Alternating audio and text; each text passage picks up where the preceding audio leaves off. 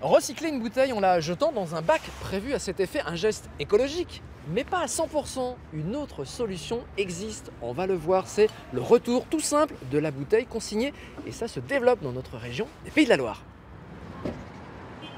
Ramener ses bouteilles en verre au magasin, une pratique qui était courante jusqu'au début des années 80, avant le développement des bouteilles en plastique. Une trentenaire à la fibre écolo se mobilise pour le retour de la consigne. Juste le petit picto, moi je pense qu'il suffirait de ça, parce que ça nous permettrait du coup de faciliter la communication. Oui, j'en ai des tout prêts, donc je pourrais vous les envoyer. Eh ben, c'est super. Une bouteille consignée, c'est une très bonne alternative au recyclage, parce que le recyclage demande de refondre les bouteilles à 1500 degrés pendant 24 heures pour fabriquer de nouvelles bouteilles, alors que le verre est un matériau très solide et que les bouteilles pourraient être réutilisées jusqu'à 50 fois. Et donc ça permet une économie d'énergie assez importante et on évite à peu près 80% d'émissions de gaz à effet de serre par rapport au recyclage quand on lave les bouteilles. Depuis un peu plus de 2 ans, l'association Bout à Bout travaille à la relance d'une filière de bouteilles consignées à l'échelle des Pays de la Loire. Et parmi les partenaires à convaincre, il y a les directeurs de magasins.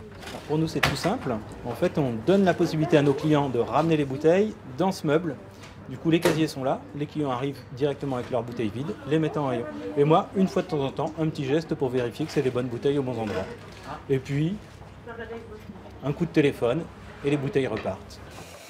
En apparence, tout paraît simple et évident, mais il y a une étape incontournable et très technique, celle du lavage. Toutes les bouteilles doivent passer dans une énorme laveuse avant d'être à nouveau remplies. Il ne reste qu'une dizaine de laveuses industrielles en France.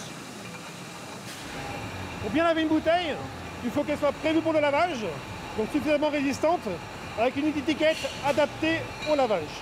Le lavage va prendre environ une demi-heure.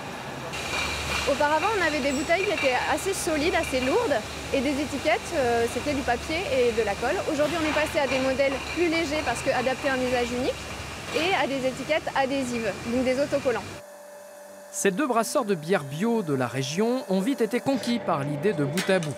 Et pour s'adapter aux contraintes du lavage, ils ont accepté de changer une partie de leurs bouteilles et de leurs étiquettes.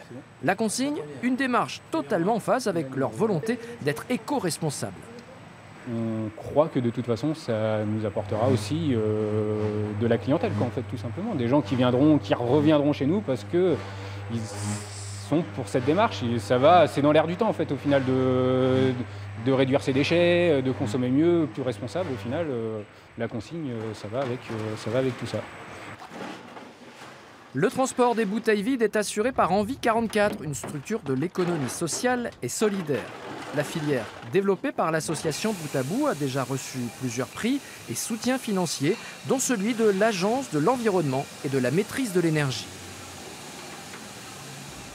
Grâce à l'association Bout à Bout, 70 000 bouteilles comme celle-ci ont déjà échappé à la casse. Et l'objectif pour cette association régionale, c'est d'arriver à 3 millions de bouteilles réemployées par an d'ici 5 ans.